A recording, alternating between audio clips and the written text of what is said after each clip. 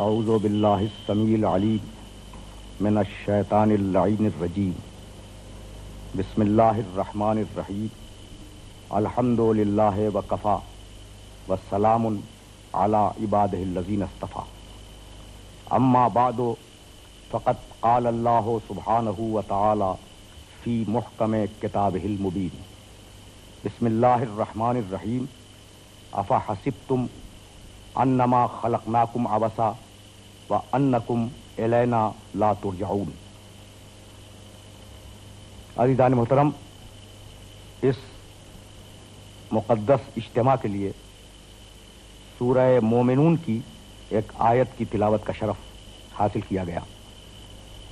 ترتیب تلاوت کے اعتبار سے سورہ مومنون کا نشان 23 ہے، 23واں سورہ قرآن مجید کا، اور وہ آیت مبارکہ جس کی تلاوت کا شرف حاصل کیا گیا ہے وہ اس 23ویں سورے کی 118ویں آیت ہے۔ اس آیت مبارکہ نے کفار کو مخاطب کیا اور مخاطب کرنے کے بعد یہ ارشاد کیا کہ افحسبتم انما خلقناکم عبثا، کیا تم یہ گمان کرتے ہو کہ ہم نے تمہیں بے مقصد اور عبث خلق کیا ہے؟ وَأَنَّكُمْ إِلَيْنَا لَا تُرْجَعُونَ، اور کیا تم یہ گمان کرتے ہو کہ تم ہماری بارگاہ میں پلٹ کر نہیں آؤ گے؟ اس آیہ مبارکہ میں کافروں کا یہ نظریہ پیش کیا گیا کہ اس کائنات میں جو کچھ بھی ہے وہ یہ دنیاوی زندگی ہے اور اس دنیاوی زندگی کے علاوہ کچھ اور نہیں ہے۔ اسی کو پروردگار عالم نے ایک سوال کی صورت میں ان کے سامنے پیش کیا کہ تمہارا خیال یہ ہے کہ تمہیں بے مقصد خلق کیا گیا ہے، ہم نے تمہیں بے مقصد اور عبث خلق کیا ہے؟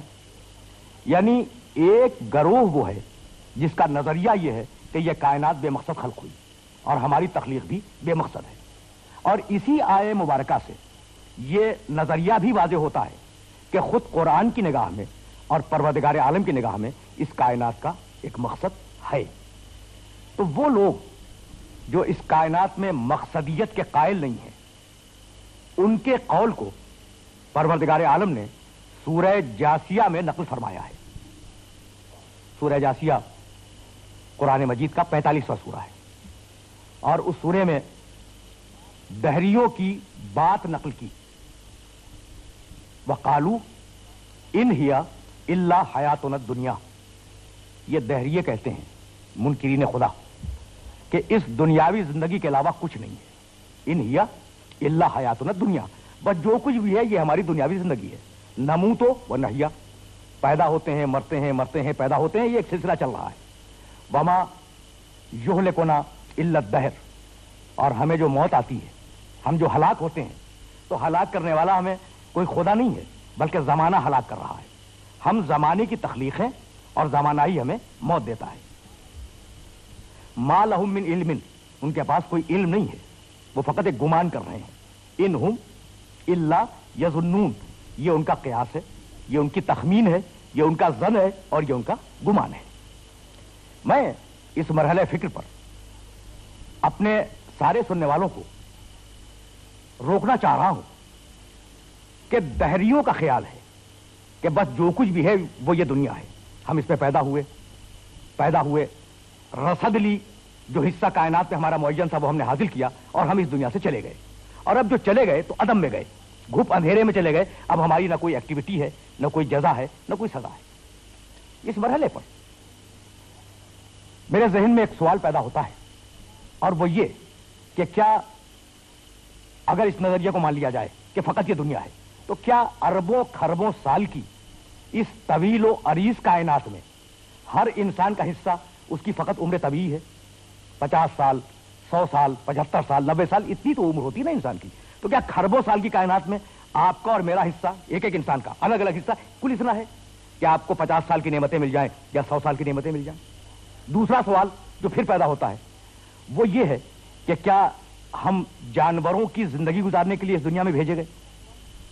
اور تیسرا سوال جو اسی سوال سے نکلتا ہے وہ یہ کہ پھر ہمیں عقل دینے کی ضرورت کیا تھی؟ ہم جانوروں کی طرح آتے، زندگی گزارتے، जानवर ही की तरह इस दुनिया से वापस चले जाते। तो अकल देने की जरूरत क्या थी?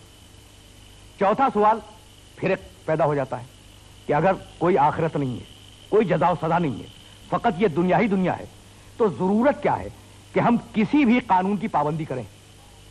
यानी मैं ना आपसे मजहब की बात कर रहा हूं, न दीन की, फकत अकली और नफ्सियाती बुनियादों पर एक सवाल करना चाहता हूं कि अगर ये दुनिया है और हमारा हिस्सा इस दुनिया में फकत 100 साल है, 90 साल है, 95 साल है, यानी मैक्सिमम उम्र जो आजकल इंसानों की होती है, तो जरूरत क्या है कि हम किसी भी कानून की पाबंदी करें? इसलिए कि मरने के बाद कानून की पाबंदी करने वाला और कानून को तोड़ने वाला दोनों बराबर होंगे। तो जब दोनों बराबर होंगे तो जरूरत क्या है इस बात की कि कोई कानून की पाबंदी करे और अपनी पूरी जिंदगी को किसी भी लगे बंधे और टके उसूलों के तहत गुजारे। अगर ये बातें वाज़ेह हुई तो फिर एक सवाल इसके ऊपर और किया जा सकता है, वो ये कि मेरी और आपकी जो रसद है इस दुनिया से वो 100 साल के अंदर अंदर है। तो जरूरत क्या है कि मैं इस दुनिया की तामीर करूं मुस्तकबिल के लिए? जरूरत क्या है कि आप इस दुनिया की मुस्तकबिल के लिए तामीर करें? इसलिए कि आपको जो हिस्सा मिल रहा था वो मिल गया। अब अगर आपने इस इंसानियत को सुधार दिया, इस मुआशरे की आपने कोई खिदमत अंजाम दी, तो उस मुआशरे की खिदमत से आपको क्या फायदा पहुंचेगा? कुछ भी नहीं पहुंचने वाला, अगर फकत ये दुनिया ही है। तो ये एक नजरिया है जिसे कुरान मजीद ने सवाल की सूरत में इंसानों के सामने पेश किया। अफहसिबतुम अन्नमा खलकनाकुम अबसा, भाई तुम्हारा ख्याल ये है कि हमने तुम्हें अबस पैदा किया, बेमकसद पैदा किया, व अन्नकुम इलैना ला तुरजाऊन, और तुम हमारी बारगाह में वापस नहीं आओगे। तो अगर वाकईन ये तय कर लिया जाए कि हम अबस खल्क हुए और हमें किसी की बारगाह में जाना नहीं है, तो जितने भी सवालात मैंने आपकी खिदमत में पेश किए हैं उनमें से एक सवाल का जवाब भी देना मुमकिन नहीं है। लेकिन इसके बिलमुकाबिल कुरान मजीद ने जो नजरिया दिया, उस नजरिए का नाम है नजरिया यौमुद्दीन या नजरिया यौमुल आखिर। वो नजरिया क्या है? वो नजरिया ये है कि ये कायनात इंसान का मुकम्मल दस्तूर अमल नहीं है, ये कायनात इंसान का मुकम्मल जाविया फिक्र नहीं है, ये कायनात इंसान का मुकम्मल मंतिकी नतीजा नहीं है। तो फिर है क्या? एक यौमुद्दीन है, और उस यौमुद्दीन को कुरान ने कभी यौम क़यामत के नाम से याद किया, कभी साआ के नाम से याद किया, कभी यौमुद्दीन के नाम से याद किया, कभी कुछ और नामों से भी उसे याद किया। एक यौमुद्दीन है, जजा का दिन। अगर वो यौमुद्दीन तुम्हारी हल्क से उतर गया और तुमने उसे कबूल कर लिया अपने शरह सदर और इत्मीनान नफ्स के साथ, तो तुम इन सारे मसाइल का जवाब दे सकते हो। अब वो यौमुद्दीन क्या है? तो सूरह इन्फितार में इरशाद फरमाया, 30वें पारे का एक मशहूर सूरा है, मा अदरा का मा यौमुद्दीन, तुम क्या जानो कि यौमुद्दीन क्या है? सुम्मा मा अदरा का मा यौमुद्दीन, और फिर सुनो तुम क्या जानो कि यौमुद्दीन क्या है? वो दिन है क्या? ला तमलिकु नफ्सुन ले नफ्सिन शया, उस दिन किसी इंसान को दूसरे इंसान पर कोई इख्तियार नहीं होगा। उस दिन कोई इंसान किसी दूसरे इंसान के काम नहीं आ सकेगा। वल अमरो यौमइज़िन लिल्लाह, और सारे उमूर, सारा एडमिनिस्ट्रेशन, सारी ताकतें उस वक्त मखसूस होंगी परवरदिगार आलम के साथ। तो ये है यौमुद्दीन कि कोई इंसान किसी के काम ना आ सके और सारा इख्तियार और सब कुछ अल्लाह के कंट्रोल में हो। भाई इख्तियार तो आज भी उसके कंट्रोल में है, लेकिन चूंकि इंसान को परवरदिगार आलम ने इख्तियार दिया हुआ है तो कुछ बातें हमारे भी इख्तियार में है। लेकिन वो जो यौमुद्दीन होगा, उस यौमुद्दीन में किसी के पास कोई इख्तियार नहीं होगा और सारे इख्तियारात परवरदिगार आलम के पास होंगे। तो ये है यौमुद्दीन। अच्छा, इस यौमुद्दीन की अहमियत क्या है? कुरान मजीद में कमोबेश 25 मकामात पर परवरदिगार आलम ने उस यौमुद्दीन को ईमान बिल्लाह के साथ रखा। अब अगर मैं सारी आयत आपकी खिदमत में पेश करूं तो बड़ा वक्त दरकार है, फकत 2 आयतें आपकी खिदमत में अर्ज करता जाऊं।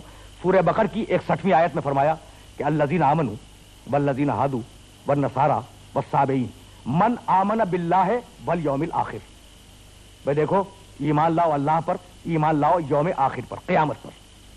ये 61वीं आयत। फिर इसी सूरह मुबारका में 177वीं आयत में इरशाद किया कि लैसल बिर अन तुवल्लू वुजूहकुम क़िबलल मशरिक़ वल मग़रिब वलाकिन्नल बिर्रा मन आमन बिल्लाह वल यौमिल आखिर والملائکۃ والکتاب والنبیین. بھائی نیکی یہ نہیں ہے کہ تم مشرق یا مغرب کی طرف اپنے سروں کو جھکا دو، اپنے چہروں کو مشرق یا مغرب کی طرف جھکاؤ، یہ نیکی نہیں ہے. ولکن البر من آمن باللہ والیوم الآخر. نیکی یہ ہے کہ اللہ پہ ایمان لاؤ، روز قیامت پر ایمان لاؤ، ملائکہ پہ ایمان لاؤ، کتابوں پہ ایمان لاؤ، انبیاء پہ ایمان لاؤ. تو پہلا ایمان کیا ہے؟ توحید. دوسرا ایمان کیا ہے؟ یوم آخر، قیامت. تو اگر دین کو پھیلائیں تو اس میں اصول دین ہے، فروع دین ہے، نماز ہے، روزہ ہے، حج ہے، کتابوں پہ ایمان لانا ہے، انبیاء و مرسلین پہ ایمان لانا ہے. اور اگر دین کو سمیٹیں تو دو لفظوں میں ختم ہو جائے، توحید اور قیامت. آغاز ہے دین کا توحید، انجام ہے دین کا قیامت. یہاں میں اپنے سننے والوں کو روک رہا ہوں وہ یہ کہ ان دو سیروں کے درمیان ہے پورا دین، توحید اور قیامت. یعنی نبوت وہ ان کے درمیان، کتابیں ساری ان کے درمیان، جو کچھ بھی آپ کے اعمال و افعال ہیں دینی وہ سارے کے سارے ان کے درمیان میں. اگر غور فرمائیں تو اندازہ ہوگا کہ توحید کے فوراً بعد پروردگار نے قیامت کا تذکرہ کیا. یعنی توحید سے مراد اللہ کو ایک ماننا اور قیامت سے مراد روز جزا و سزا. توحید کے فوراً بعد نبوت کا ذکر نہیں ہے، توحید کے فوراً بعد نماز کا ذکر نہیں ہے، بلکہ توحید کے فوراً بعد قیامت کا تذکرہ ہے. ایسا کیوں ہے؟ اس لیے کہ سارے اعمال و افعال اور سارے ایمان ان دو سروں کے درمیان میں ہیں. یعنی توحید کا لازمی نتیجہ ہے عقیدہ قیامت. جس شخص کو توحید پہ ایمان نہیں ہوگا، جس شخص کا ایمان خدا پر نہیں ہوگا، وہ قیامت کو تسلیم ہی نہیں کرے گا. اور جس کا ایمان خدا پر ہوگا وہ قیامت کو تسلیم کرے گا. یہی سبب ہے کہ جو منکرین خدا ہیں وہ قیامت کو تسلیم نہیں کرتے، اور جو خدا کے اعتراف کرنے والے ہیں، جو خدا کے ماننے والے ہیں، وہ عقیدہ قیامت کو تسلیم کرتے ہیں. اب ان دونوں میں ربط کیا ہے کہ توحید سے ہی قیامت اسٹیبلش ہوتی ہے؟ ان میں ربط کیا ہے؟ یہ ربط اگر میں واضح کر سکا تو میں سمجھوں گا کہ میری آج کی محنت سوارت ہے.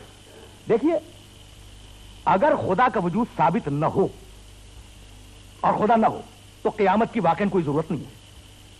اسی کو میں واضح کرنا چاہ رہا ہوں آپ کی خدمت میں. اب کیسے پتہ چلائیں کہ خدا ہے یا نہیں؟ اگر خدا نہیں ہے تو قیامت نہیں ہے، اگر خدا ہے تو قیامت ہے. اب یہ کیسے طے کریں؟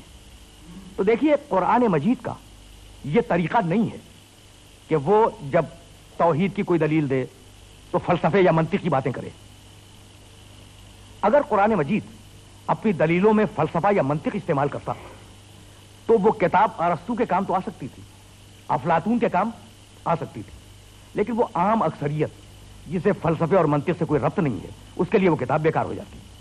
جبکہ خود اس کتاب کا اعلان ہے کہ یہ کتاب کسی ایک گروہ کے لیے ہدایت نہیں ہے، ہدی للناس، پوری انسانیت کے لیے ہدایت ہے.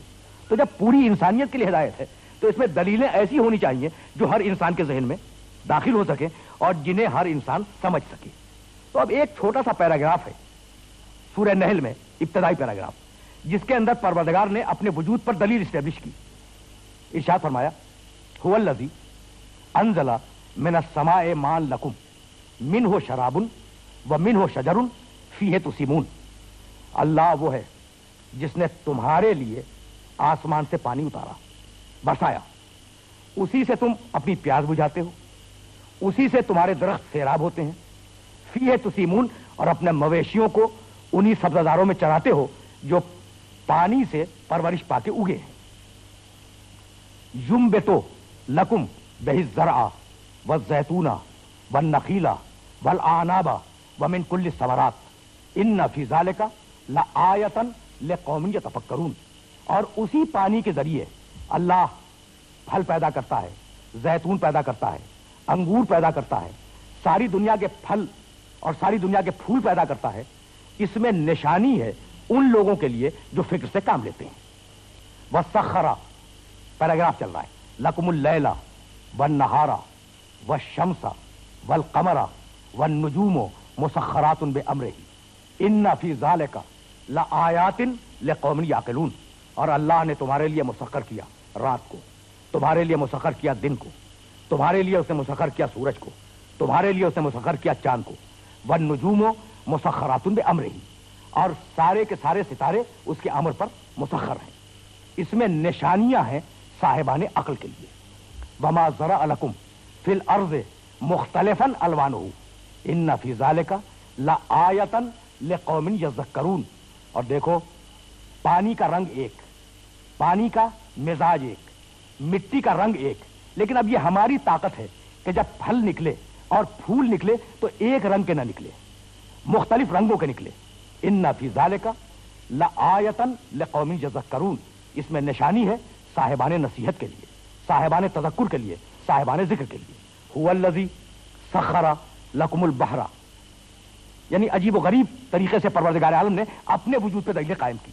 ले ताकुलू मिन्हो लहमन तरिया व तस्तखरजू मिन्हो हिल्यतन तलबिसूनहा व तरल फुल्का मवाखिर फीह ले तब्तगू मिन फज़लिही व लअल्लकुम तशकुरून।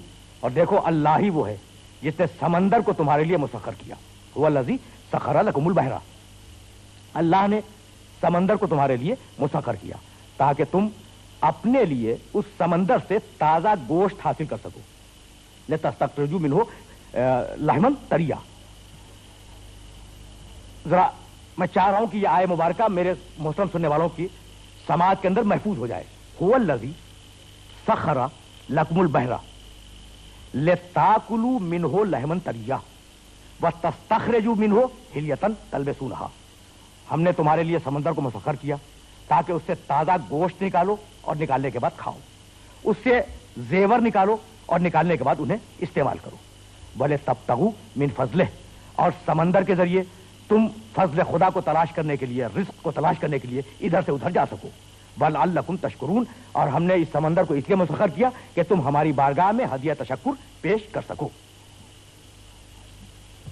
अब इन सारी आयतों में, आयतों का सिलसिला तवील था, मैंने छोड़ दी। इन सारी आयतों में परवरदिगार आलम ने अपने वजूद की तरफ मुतवज्जह किया कि भाई कोई है जो पानी का रंग एक रखता है, मिट्टी का रंग एक रखता है, लेकिन जब फल फूल उगाता है तो मुख्तलिफ रंगों के हैं। कोई है जो पानी को इतनी ताकत अता करता है कि वो तुम्हें भी हयात दे सके, तुम्हारे मवेशियों को भी हयात दे सके, और तुम्हारे पौधों को, तुम्हारी नबातात को भी जिंदगी बख्श सके। कोई है। अब ये कैसे मालूम हो कि इस दलील में परवरदिगार आलम ने फरमाना क्या चाहा? इस दलील का नाम है दलील नज़म। इसे पूरी तरह महसूस फरमाए तो आगे जाने में आसानी हो जाए। भाई देखिए, संगलाख चट्टानें हैं पहाड़ों की, अगर आप मैदानों में निकल जाएं तो पहाड़ ही पहाड़ आपको नजर आएंगे हद नजर तक। अच्छा, इन पहाड़ों को अगर आप तवज्जो से देखें तो कोई ऊंचा है, कोई नीचा है, कोई छोटा है, कोई चिपटा है, हर एक की एक अलग शक्ल है। मैं अगर आपसे यह कहूं कि जनाब ये पहाड़ फला इंसान ने बनाए हैं तो आप तस्लीम नहीं करेंगे। आप कहेंगे नहीं जनाब, ये उनकी फितरी साख्त है, जो नजर आ रही है किसी इंसान की साख्त बनाई हुई शक्ल नहीं है, बल्कि ये उनकी फितरी साख्त है।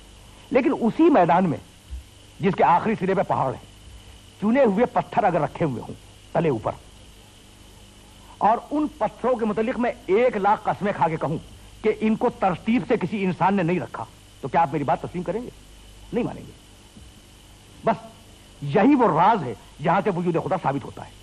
यानी आपने पहाड़ों को देखा और मैंने आपकी खिदमत में अर्ज किया कि जनाब ये पहाड़ फला इंसान ने तराशे हैं, आप कभी नहीं मानेंगे, कहेंगे नहीं जनाब ये फितरी तरीके से, इसी तरीके से पैदा हुए। लेकिन अगर किसी मकाम पर तरतीब से चुने हुए पत्थर रखे हों और उनका मकसद ये हो कि कोई मसलन रास्ता बतलाया जाए, रास्ते की निशानदेही के लिए तरतीब से रख दिया जाए, तो मैं 1,00,000 कसमें भी खाऊं तो आप तस्लीम नहीं करेंगे कि ये खुद ब खुद तरतीब से है, बल्कि आप कहेंगे कि किसी इंसान का हाथ उसमें है। अब मैं पूछना चाहता हूं कि ये फर्क आपने कैसे किया? भाई यही मौजूद गुफ्तगू का माहसल है, आपने फर्क कैसे किया? तो फर्क आपने इस तरीके से किया कि भाई उन पहाड़ों की मकसदियत वाज़ेह नहीं है, लेकिन ये पत्थर जो तरतीब से रखे हुए हैं लगता ऐसा है कि इनका कोई मकसद है। तो जब ये मालूम हो गया कि इनका कोई मकसद है, कोई रास्ता बताना मकसूद है, कोई और काम मकसूद है, तो पता यह चला कि किसी बाशऊर इंसान ने इन्हें तले ऊपर आगे चुन दिया है। तो अगर इस कायनात में आपको मकसद नजर आए, इस कायनात में तरतीब नजर आए, इस कायनात के अंदर रियाजी के दकीक तरीन अवामिल नजर आए, इंसान के लिए निजाम तनफ्फुस हो, जमीन में न इतनी ज्यादा कशिशों के पांव खींच ले, न इतनी कम हो कि इंसान उछल जाए, जमीन न इतनी सख्त हो कि खेती बाड़ी न कर सके, न इतनी नरम हो कि उसमें धंस जाए, तो इसका मतलब यह है कि इसके अंदर एक तरतीब पाई जाती है, एक नज्म पाया जाता है, और एक मुस्तकिल बिज़ात इरादा इस कायनात के पीछे है। वो तरतीब देने वाला, वो नज़्म देने वाला, वो मुस्तकिल बिज़ात इरादा रखने वाला सिवाय इस खालिक़े कायनात के और कोई नहीं है। इंसान बेमकसद दुनिया में नहीं आया, इंसान आया इबादत के लिए, इंसान आया इम्तिहान देने के लिए। अच्छा जनाब, मैंने फिर रोक लिया अपने सारे मोहतरम सुनने वालों को। इंसान आया है इबादत के लिए, तो अल्लाह सजदे मांग रहा है, यही है ना? सजदे क्या वोट हैं जो देकर उसकी किबरियाई में इजाफा करने का सबब बनेंगे? नहीं, उसे सजदा करें जब भी वो उतना ही बड़ा है जितना बड़ा उस वक्त होगा जब सजदा न करें। तो सजदे का फायदा उसे नहीं पहुंचेगा, खुद उस शख्स को पहुंचेगा जो सजदा करने वाला है। अच्छा, तो पहली जो गरज है ना कि आप उसे सजदा करें, उसकी इबादत करें, तो उसे आपके सजदों से कोई गरज नहीं है। वो गनी मुतलक है, वो गनी मुतलक है। जब गनी मुतलक है तो सजदे का अल्टीमेटली फायदा आपको मिलने वाला है। जब दूसरा मकसद तख्लीक, इम्तिहान। मैं इम्तिहान क्यों लेता हूं, आप इम्तिहान क्यों लेते हैं? इसलिए कि नहीं मालूम कि इसकी इल्मी सलाहियत क्या है। तो क्या वो नऊज़ुबिल्लाह जाहिल है? नहीं, उस इम्तिहान का फायदा भी उसे नहीं पहुंचने वाला, उस इम्तिहान का फायदा भी इंसान ही को पहुंचने वाला है। तो जब यह बात तय हो गई कि सजदे करो फायदा तुम्हें होगा, इम्तिहान दो फायदा तुम्हें होगा, तो अब फकत यह मालूम करना है कि क्या वो फायदा यही होगा? तो यही मुसीबतों वाली दुनिया, आलाम की दुनिया, आलाइशों की दुनिया, परेशानियों की दुनिया, आफात की दुनिया। तो हमने सजदे किए, उसके अवामिर पे अमल किया, उसके मनहियात से बचे रहे, जिंदगी भर दीन के मुताबिक जिंदगी गुजारते रहे, मिला क्या? और वो जो सजदे नहीं कर रहा था, वो जो मुत्तकी नहीं था, वो हमसे बेहतर जिंदगी गुजार गया। तो ये अदल इलाही के ऐन खिलाफ होगा कि एक फासिक व बदकार तो जिंदगी से लज्जतें हासिल कर जाए और एक मुत्तकी और परहेजगार इंसान आलाम व मसाइब में जिंदगी को गुजार दे। और उससे ज्यादा खिलाफ अदल ये होगा कि मुस्लिम और मुजरिम, मैंने इस्तिलाह कुरान की इस्तेमाल की, मुस्लिम वो जो खुदा के मुताबिक जिंदगी गुजारे, खुदा के हुक्म के मुताबिक जो जिंदगी गुजारे वो है मुस्लिम, और जो सरकशी करे, नाफरमानी करे, वो है कुरान की इस्तिलाह में मुजरिम। तो मुस्लिम और मुजरिम इस दुनिया में है। मुस्लिम वो जो दुनिया की सारी लज्जतों से परहेज कर रहा है अल्लाह के लिए, शराब नहीं पीता, जुआ नहीं खेलता और दूसरे बुरे काम नहीं करता, हालांकि उनमें लज्जतें हैं, क्यों नहीं करता? अल्लाह ने मना किया। और एक वो है जो अल्लाह की बात का नोटिस नहीं लेता और हर काम कर रहा है। दोनों अगर अंधेरे में जंप लगा रहे हैं, मौत के बाद अगर कोई जिंदगी नहीं है, तो दोनों बराबर हो गए ना। तो ये आईने अदल के खिलाफ है कि मुस्लिम और मुजरिम दोनों इस दुनिया के बाद एक सफ में खड़े हो जाए, बल्कि मुस्लिम की ज्यादा हक तलफी हुई, इसलिए कि उसे इस दुनिया में मौका मिला कि वो उन लज्जतों से फायदा हासिल कर सके जिनसे मुजरिमीन हासिल कर रहे थे, लेकिन उसने अपने नफ्स पे कंट्रोल किया। तो अब एक ऐसे जमाने की जरूरत है जिस जमाने में परवरदिगार आलम इंसान को उसके आमाल सालिहा की जज़ा अता करे और उसके आमाल बद की सजा अता करे। वो दिन इस्तिलाह कुरानी में यौमुद्दीन है, वो दिन इस्तिलाह कुरानी में यौमुल आखिर है, वो दिन इस्तिलाह कुरानी में यौमुल क़ियामा है। अगर यह बात वाज़ेह हो गई तो आखिर कलाम में आपकी खिदमत में एक जुमला अर्ज करूं। नसिया खल्कहू कह रहा है कि ये हड्डियां क्या जिंदा होंगी। नसिया खल्कहू, अपनी खिलकत को भूल गया। बस ये जो जुमला है ना, अपनी खिलकत को भूल गया, ये है कलीदी जुमला। भाई अपनी खिलकत को भूल गया क्या मतलब? वो मिट्टी था, हमने उसे खींच के अरक की सूरत में निकाला और उस अरक को हमने सुल्बे पेदर में रखा, सुल्बे पेदर से हमने उसे बत्न मादर में मुंतकिल किया, बत्न मादर में मुंतकिल करने के बाद हमने अलका बनाया, मुज़गा बनाया, हड्डियां उगाई, गोश्त चढ़ाया, उस पर खाल मंडी और खाल मंडने के बाद हमने उसे खल्क़े आखिर बना के दुनिया में भेज दिया।